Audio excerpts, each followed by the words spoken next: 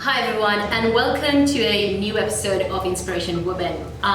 Today's guest is perhaps the epitome of multitasking.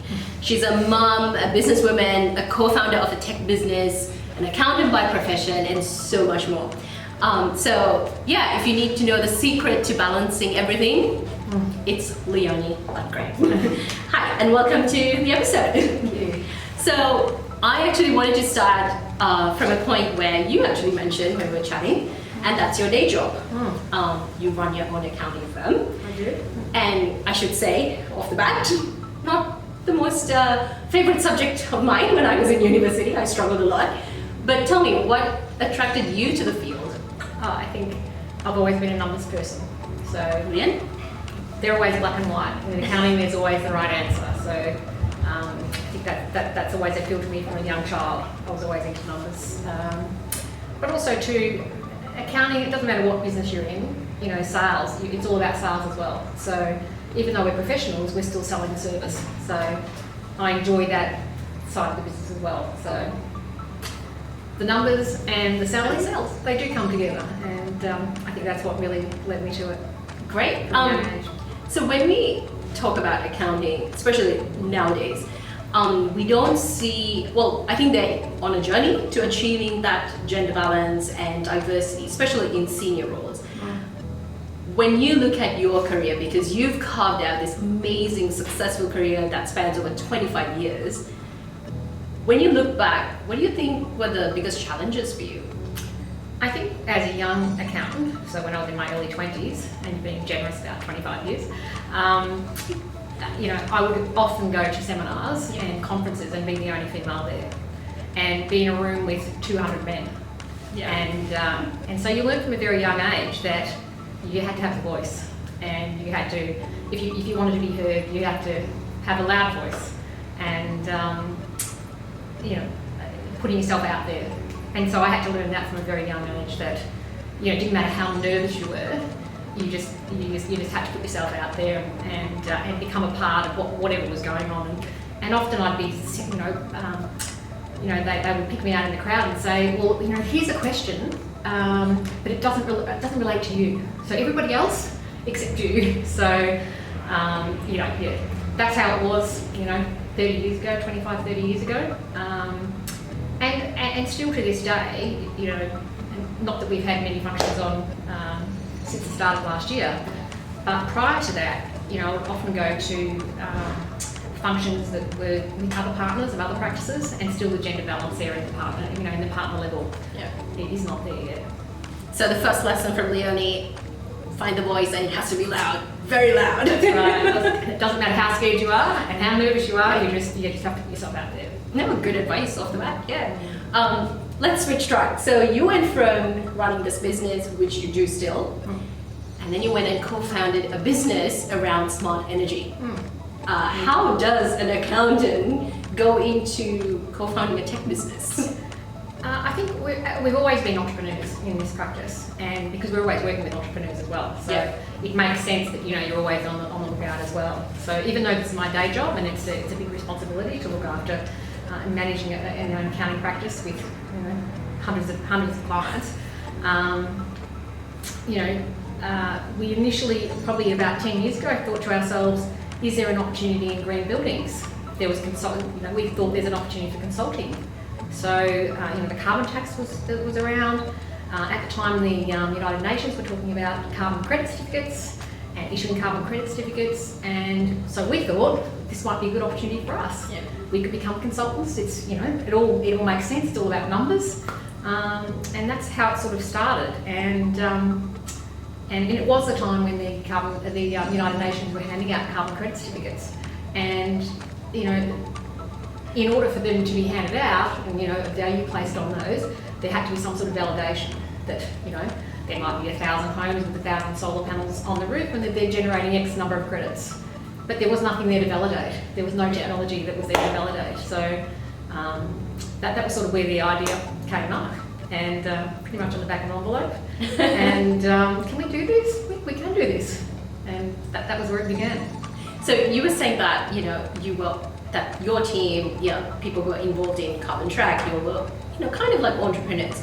But when you were going into it, did you ever have that doubt or that question going, am I crazy to do? Yeah, am I crazy to go from like a good, stable job to like, let's go found a tech business? Most days,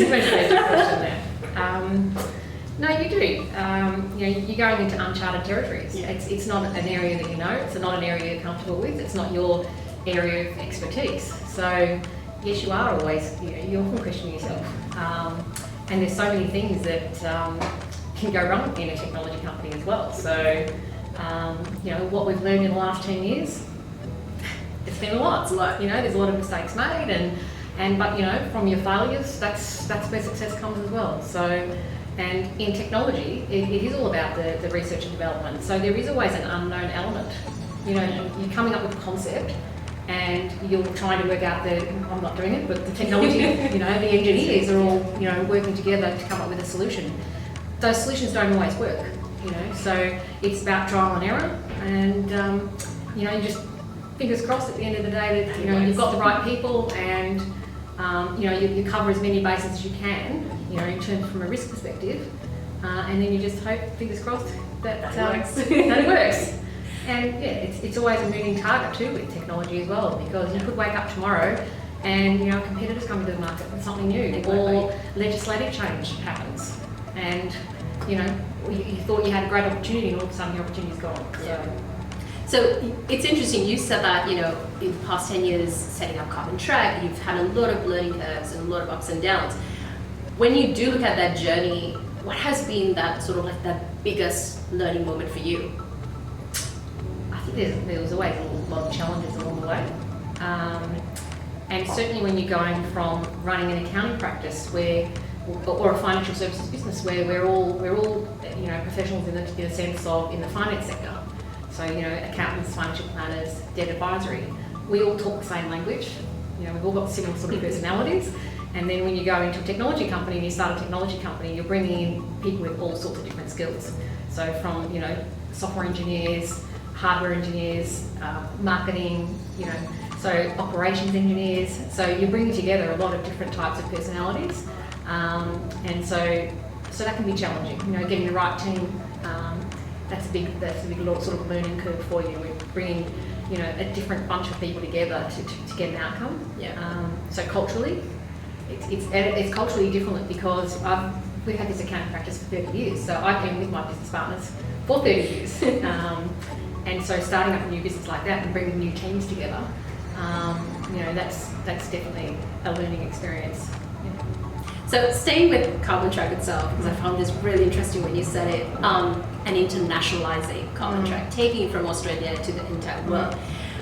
With the UK expansion, I think you said you had a shoestring budget and pretty much no plan, and it kind of happened accidentally. Yeah, look, we did apply and were successful in winning the Rocket Ship Awards out of the UK. Government award over there, and so that was what sort of opened the door to us initially. And then we were offered to go to London Tech Week in 2019 by the government, and 2 weeks, up to the event, needing to leave for the event, we were still undecided. And because I was running the accounting practice, I was the only one at the time that happened to be free to get on a plane and fly to the UK. So we had a couple of sliding door moments in that whole sort of experience. So the first one was, with 2 weeks to go, yes, we better go. We should go because we could see that the government had spent a lot of time and energy on opening up doors for us over there. And I was supposed to meet my partner, Spiros. He was flying from Africa, was supposed to meet me there. And he ended up having to come back to Australia. So I was stuck in the UK by myself. And so we brought in an associate that we knew. And so that was a sliding door moment. He came in and met me for the first time in a bank building. 6:30 at night, it's busy, and I'm looking through my LinkedIn profile. What do you look like? What do you look like, Darren? So, and ultimately now he's our head of our UK and European operation.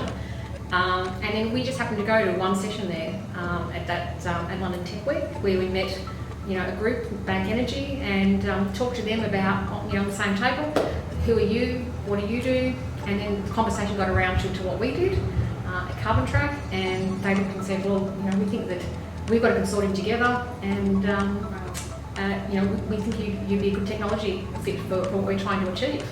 So in a hurry, I was like rushing back to Australia saying, we have to actually hurry up now and set up a UK company. So, and for me, that's interesting as an accountant, because then I just have to start learning very quickly about the requirements for the UK. Yeah. So, yeah, very quickly we set ourselves up over there. But because we were planning our expansion in Australia and the US, and even though I was just having a look what was happening in the UK, and you know, and winning that award, obviously, you know, we thought about the UK, but it was in the future. It wasn't something we were planning for right now. And so, you know, they pretty much said, my partner said, well, okay, that's great, but we don't really have much of a budget for you. So it was really then about how can we do this and get bang for buck with not much of a budget.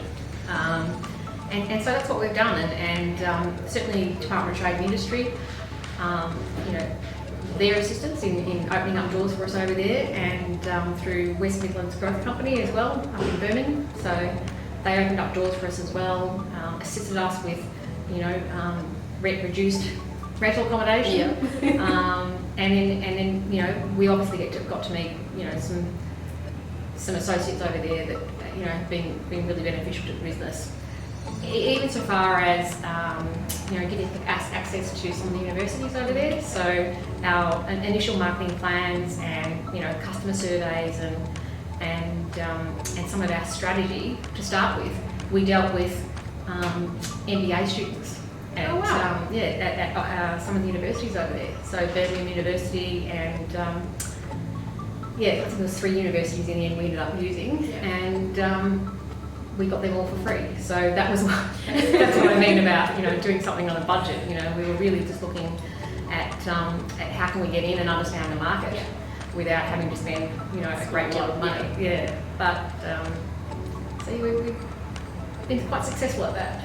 I would say, you do really well in the UK. So part of the UK success, and in general the Carbon Track success, I feel like is because you knew when to take that opportunity, when to take the risk. But when we look at us, and I think especially in women, we don't tend to take that opportunity or the risk. We tend to put in a lot of analysis into it before we make that decision. So what's the secret to making that decision? Okay, that's where we're obviously different. You jump right ahead. I think you're either, you know, you'll accept risk, or you're risk adverse, and there's, you know, you've got to be somebody that's prepared to jump in and take the risk and look at the opportunity and see what opportunity is there, and then work out whether that opportunity is going to work for you. I mean, obviously you're never silly about it. You do, you know, they're calculated risks, you know, that you're taking, or calculated opportunities that you're taking up. But I'd probably jump faster than what you would jump. Definitely then, I would agree then. So when we look at your whole picture, your professional career, you've got your accounting practice, you've got Carbon Track, you've got, you know, multiple offices in different markets, which means you don't do the 9-to-5 job. You don't close your doors. You are working well into the night. And you said something very interesting when we were catching up on this episode. You said that, you know, you need to, one of the key ingredients that helps you to do it right is that you need to marry right. Enlighten us a little bit on that. Yes. I'm coming up to my 30th year wedding anniversary, and so I've always said that, and it doesn't matter whether it's a life partner, a husband or a wife. It can be a friend, it can be family members, it can be work associates.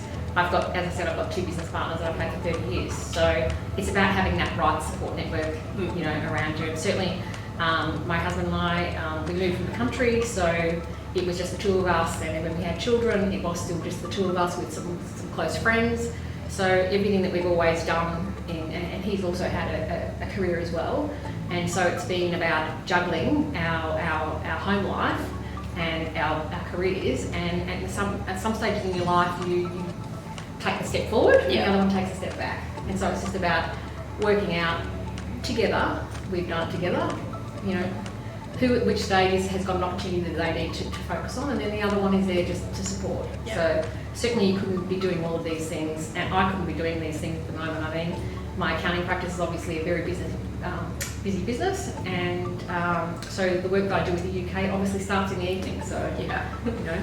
4 or 5 o'clock in the afternoon is when I start. So fortunately, I've got beautiful children as well, and they help me with preparing meals most nights, and I've got a fantastic husband as well. So I think that's if you want to try and balance everything, you need to make sure you've got that Support system. whoever it is. Yeah.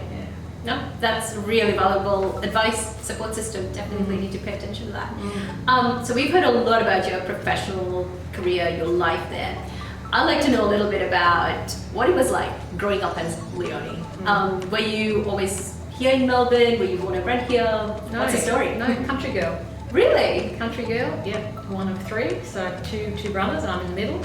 And probably grew up in a family that had no real expectations of me, to be honest. In fact, I think I left school after year 11, and because my mum said, if you don't hurry up and get a job now as a secretary, you'll be too old in a year's time.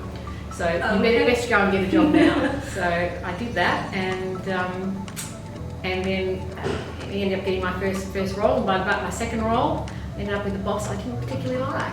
Unfortunately, she was female too, so I probably actually should thank her. Made you stronger. Yeah, that's right. And we didn't get along at all, and so I sort of figured at that time I really need to go back and finish BCE. So I went back as an adult student, Right. and finished my BCE, and then obviously went on and did my degree after that. So Wow. yeah. That's an interesting. I never knew that. Wow. That's really hats off to you for doing that.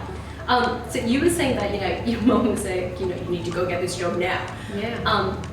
And that there was nothing expected of you. You No. felt like that was Certainly fine. not looking at getting any sort of tertiary qualifications, no. But did you have sort of like that inspirational figure in your life at that age, or did you have someone that you went, why that person's actually having an influence on me? I need to change my life. The boss that I was telling you about. And Even though she was a negative, she was that was the encouragement I needed. Yeah. I just looked at her and I thought, I don't ever want to have to be answerable to someone like you for the rest of my life. And now we're here. And now we're here. Yeah. So, all right. So before we get into our final segment of the rapid fire round, I have to ask. So, when you look at your life, your professional journey, your personal journey, what is that one piece of advice you want to leave our viewers with? I think dream big. Put yourself out there. The worst thing that's going to happen is someone says no. Yeah. And I'd rather take a risk and fail than do nothing at all. No, brilliant. That's really good to wrap up there. So we're going to jump straight into our what we like to call the rapid fire round, because we like putting people into the hot seat. Right. The quick answers. All right, are you ready, Leonie? Okay. Okay, here we go. One thing you do every single day. Brush my teeth. One thing you don't leave the house without. Car keys. Great. One thing all business women need to do. One thing or business. Yep, one thing. Speak up. Right, brilliant. One thing you tell your younger self. Don't give up. The best way to fix a bad day. Deep breaths. And I work on attitude for gratitude. Attitude for gratitude, great. The best way to juggle multiple responsibilities. Have a good support network. Time management skills. Right. Movies or books? Probably books. Okay. Movies. A little bit. Yeah, but okay, that's about answers really. All right. First impressions or second chances? If I'm employing somebody, it's first impressions. Most others, it's second chances. All right. Okay. What does Australia have that the UK doesn't? A much more complex and difficult system in assisting tech businesses. Okay, fair enough. What does the UK have that Australia doesn't? In terms of helping out technology businesses, they're much, their assistance with tech businesses and research and development is I think ahead of where Australia is. Okay. When international borders open, you want to travel to? the UK so that I can open this business properly. We're working on that. All right. During the pandemic, what did you miss the most? Catching up with people. And during the pandemic, what did you gain out of it? I had a wonderful time with my 2 kids and their partners who had not probably been home for dinner on a Saturday night in years, and they were home every weekend. Every Friday, every Saturday. So the slow cook got a lot of use, the cocktail books got a lot of use, and we just had such a fun time together as a family. All right, final one then. Leonie's next step.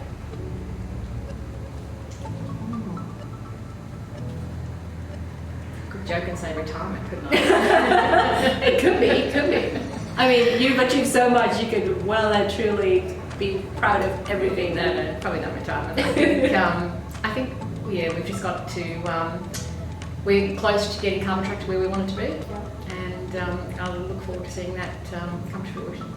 Amazing. Well, thank you so much for joining us on Inspiration Women. Honestly, it's been a privilege to get to know you a little bit more. Thank you. And to our viewers, thank you for joining. And obviously, if you'd like to get in touch with us or drop a line to Leonie, please visit her LinkedIn. We will drop the link in the bio. Thank you.